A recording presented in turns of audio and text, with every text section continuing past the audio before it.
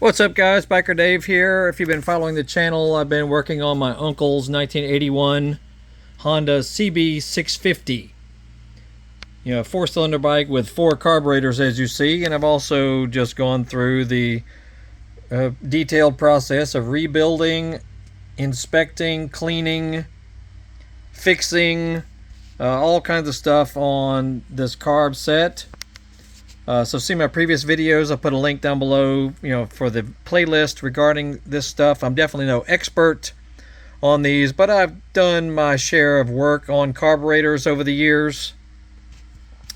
So I'm just giving you a look at everything. I know a lot of you struggle with certain things on these carbs.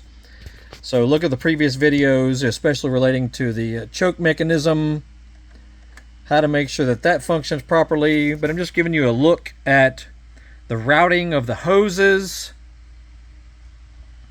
So if you're working on yours and you've lost track of where everything goes, my advice to you is always take photos and video of everything while you're disassembling it before and after.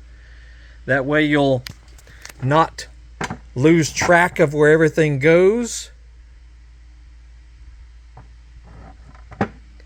Because that's very frustrating when you do some long-term rebuild and maybe it took you several months or weeks or whatever to do it, and then when you come back to finishing it, it's a little difficult to remember where everything went.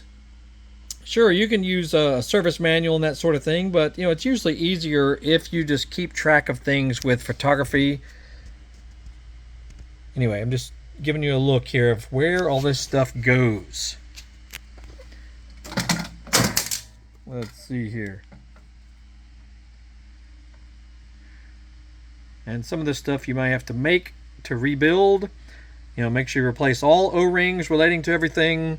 There's a couple of T's, inside, in between these two carbs. And these two carbs are rubber T's that are very difficult to find. I've only seen them available in Europe for $60 a piece, so no thanks. I made my own. So see my previous video on how I did that. Replaced all hose clamps, all vacuum lines, all fuel lines. Rebuilt and replaced all gaskets everywhere. Here's a view from the other side. Make sure you fit everything kind of loosely while you're reassembling and grouping the carbs back together. Keep them kind of a quarter turn loose as far as the butterflies and the brackets and everything. Don't tighten everything back up until everything is fully functioning as far as the movement of the butterflies, especially on the choke side. That's probably the most difficult part, is keeping everything freely moving, basically, when it's back, putting it all back together. Little tiny O-rings inside the fuel mixture screws there. Make sure that you find those O-rings and washers, itty bitty things inside there. Make sure those are accounted for when you remove them.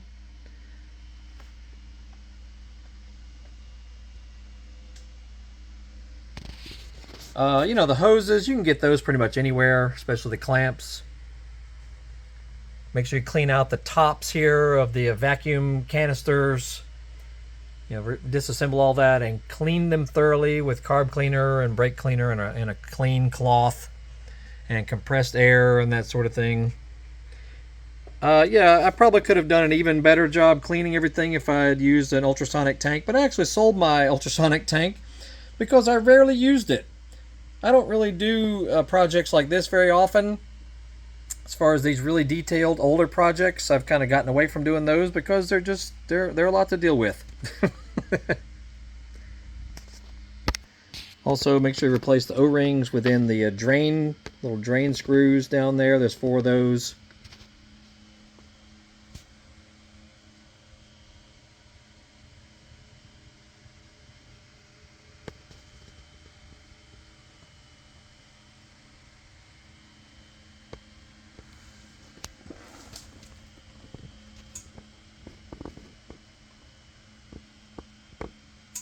There are tons of videos on YouTube on how to break apart and disassemble these. But I did do a couple of videos on just little tips that might help you, because they helped me, especially for someone who's never worked on these before. You know, I did 2 videos on just little things that might help you not struggle so much with them, especially working on the choke mechanism and the choke spring, the relief spring, and all that. That stuff is a little finicky, you know, if you've never messed with it before.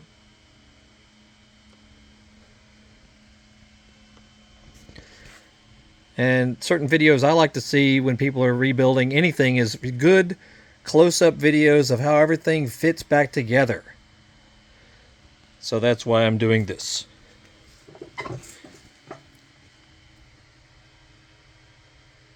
Replace all O-rings, as far as these the tubes that go in between each pair of carbs.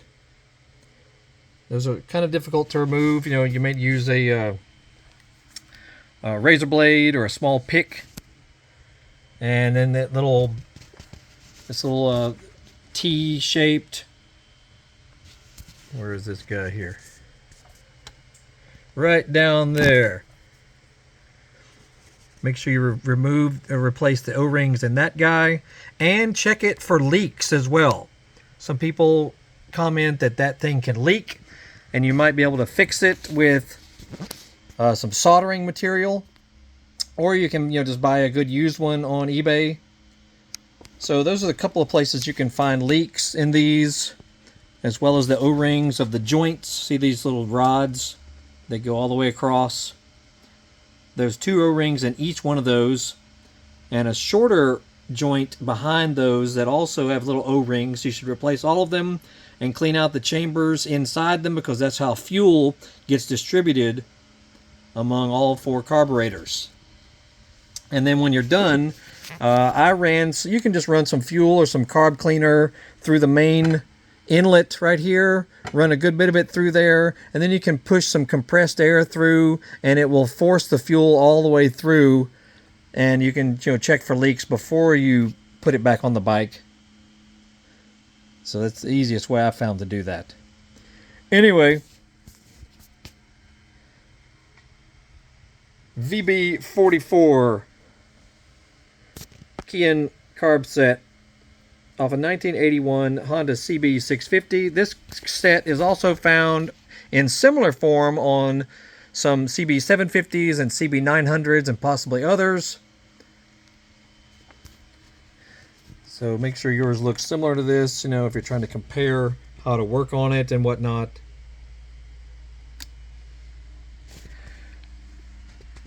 Anywho, yeah, very pleased with how it turned out, even though some of it was a little frustrating, but it turned out quite well, and hopefully we can get this bike running very soon. We'll definitely do a video about that.